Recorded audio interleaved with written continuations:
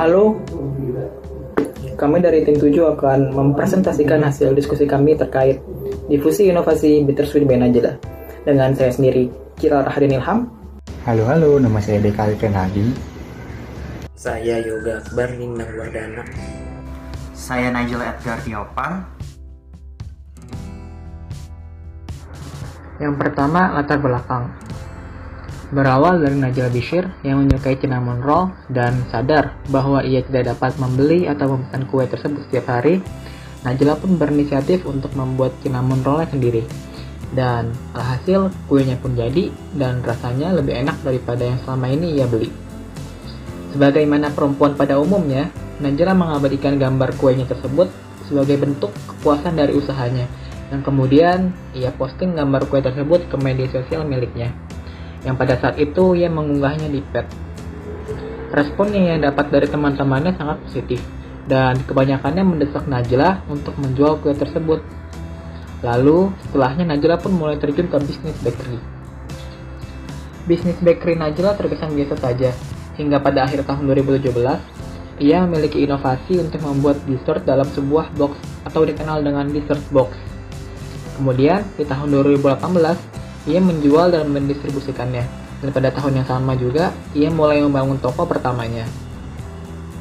Dessert box ala Bittersweet by Najla sukses mencuri perhatian penikmat makanan manis, dan kesuksesan tersebut masih dapat kita rasakan sampai saat ini, di mana dessert box miliknya masih menjadi top pencarian dalam kategori kue atau makanan manis.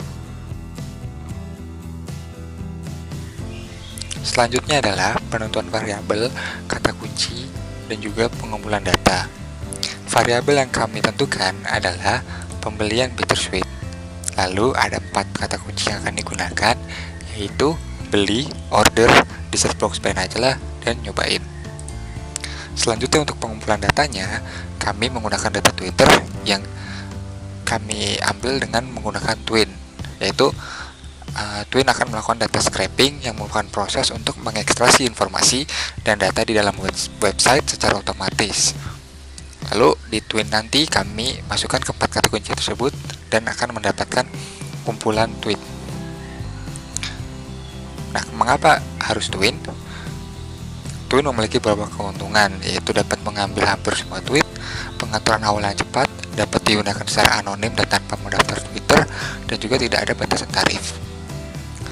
Kumpulan-kumpulan tweet tadi akan kami sortir untuk diklasifikasikan. Elemen pokok dan proses difusi inovasi. Bittersweet by Najla mempelosori dessert box di Indonesia.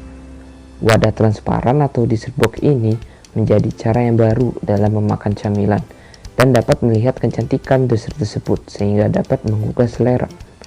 Dengan kotak yang tertutup rapat ini membuat penikmat tidak khawatir makanan akan dikerubuni oleh hewan.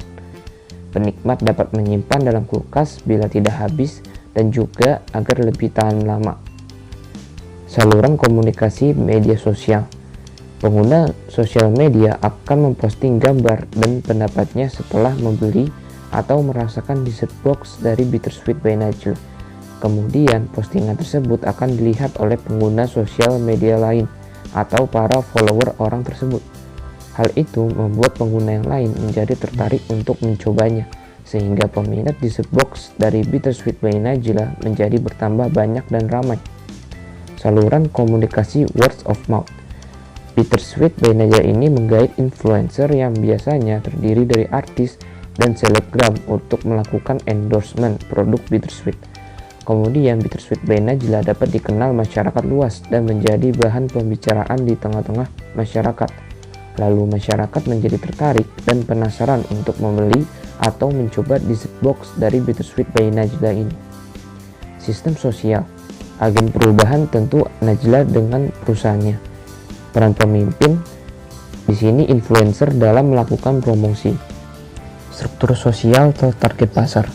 Target pasar Bittersweet by Najla adalah para penikmat makanan manis dari pengguna media sosial seperti Instagram, Twitter, dan TikTok yang berada di kota-kota besar, yakni seperti Bali dan Jabodetabek.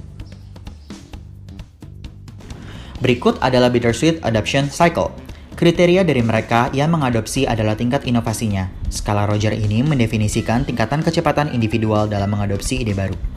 Saat pertama kali Bittersweet memunculkan produknya yaitu pada tahun 2018, para innovators lah yang berani untuk membeli produk-produk keluaran terbarunya. Hal itu didukung oleh mereka yang memiliki sumber daya finansial yang besar sehingga mereka berani untuk mencoba ide-ide baru. Innovators juga terkenal sebagai orang yang berani melawan tren utama dan suka mencoba ide-ide baru. Lalu yang kedua ada early adopters. Early adopters biasanya didominasi oleh artis, public figure, dan influencer. Orang-orang dalam kategori inilah yang memiliki tingkat kepemimpinan opini terbesar dalam sistem sosial. Makanya bisa dilihat di dalam grafik ini dapat curam naik karena mereka membantu mempercepat proses difusi. Lalu yang ketiga adalah tahap early majority. Tahap early majority ini adalah orang-orang yang membeli produk Bittersweet by Najla saat sedang menjadi tren atau booming. Tahap ini adalah orang-orang yang membeli Bittersweet awal 2020 hingga Juli 2020, yakni momen ketika booming dan grafik menyentuh puncak. Kemudian, kategori yang paling terakhir adalah late majority. Mereka adalah orang yang skeptis karena mengadopsi ide baru setelah sebuah produk sudah menyentuh titik tertingginya. Orang-orang ini hadir ketika Bittersweet sudah banyak mempunyai ulasan positif dan penilaiannya bagus dari banyak orang yang beredar atau dapat juga dari orang terdekatnya sehingga orang dari late majority ini tidak ragu lagi untuk membeli. Orang-orang inilah yang ada di kisaran pada era tahun 2020 hingga saat ini. Berikut adalah Bittersweet adoption graphic yang bisa kita lihat pada tahun 2020 lah yang tweetnya paling banyak. Lalu ada jangka waktu pada tahun 2018, orang-orang masih dalam tahap pengetahuan, yaitu hanya sekedar tahu produk Bittersweet saja. Lalu pada tahun 2019, pada saat Bittersweet mulai naik daun, disinilah orang-orang mulai dalam tahap persuasi, yaitu individu mulai tertarik dengan inovasi dan mulai mencari lebih jauh tentang detail informasi produk terkait. Makanya banyak sekali giveaway dan online shop yang mempromosikan Bittersweet pada tahun 2019. Lalu yang ketiga ada tahap keputusan. Dari grafik yang tadi tahun 2020, tahap keputusan ini adalah di mana orang-orang memutuskan untuk membeli Bittersweet karena sudah terbukti bahwa rasanya enak dan cocok bagi sebagian pasar. Lalu pada tahun 2020 akhir adalah tahap penerapan. Individu mulai menimbang-nimbang apakah keputusan yang mereka ambil benar atau tidak. Orang-orang yang sudah memutuskan mereka membeli Bittersweet, mereka akan mulai menimbang-nimbang apakah Bittersweet itu memberikan dampak positif atau negatif bagi dalam diri mereka. Jika positif, dalam tahap konfirmasi, individu memutuskan bahwa tahap keputusan yang ia ambil benar. Tapi jika negatif, sebaliknya, individu akan memutuskan bahwa langkah yang ia ambil adalah salah. Kesimpulan untuk presentasi kami adalah terdiri dari pemicu dan penghambat difusi untuk produk Bittersweet ini. Pemicunya adalah media sosial seperti endorsement dan giveaway yang banyak dilakukan pada tahun 2019.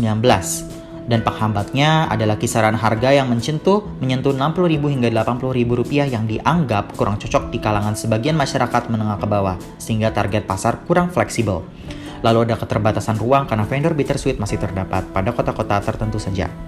Berikut adalah referensi yang kami pakai. Terima kasih.